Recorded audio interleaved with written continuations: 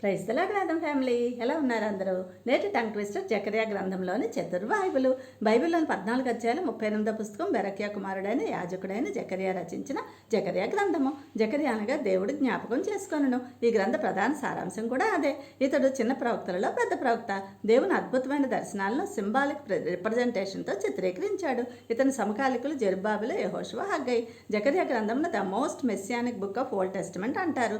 దీని ముఖ్య ఉద్దేశం ఆగిపోయిన దేవాలయ పునర్నిర్మాణం, ఆధ్యాత్మిక పునరుద్ధరణ, అత్యధికమైన మెస్సీ ప్రవచనాలు, భవిష్యత్తులో యెరూషలేం సూపర్ పవర్గా మారబోతోందన్న నిరీక్షణ, దేవుని సార్వభౌమ అధికారం. రచనాకాలం 1 నుంచి 8 అధ్యాయాలు చిన్న వయసులో 520-518 బీసీలోను, 9 నుంచి 14 అధ్యాయాలు 480 నుంచి 470 బీసీలోను రాశాడు. మత్తయి 23-25లో యేసు ప్రస్తావించిన పాత నిబంధన చివరి హతసాక్షి ఈ జకర్యానే. ఈ గ్రంథం ప్రకటన గ్రంథాన్ని తలపిస్తుంది.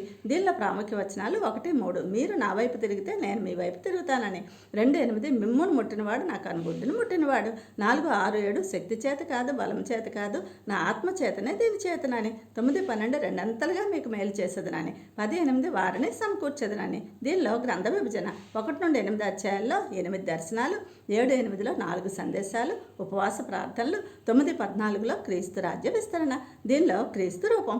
3-1లో యెహోవా దూతగా, 3-8, 6-12-13లో నీతి చిగురుగా, 3-9లో 7 నేత్రములు గల రాయిగా, 9-9లో రాజుగా, 10-4లో మూలరాయిగా, 11-12లో 30 వెండి నాణెములకు అప్పగింత, 12-10లో పొడవబడిన మెస్సీగా, 13-1లో పాప పరిహారార్థపు ఓటగా, 13-7లో గొర్రెల కాపరిగా, 14-9లో సర్వలోకానికి రాజుగా క్రీస్తుని చూస్తాం.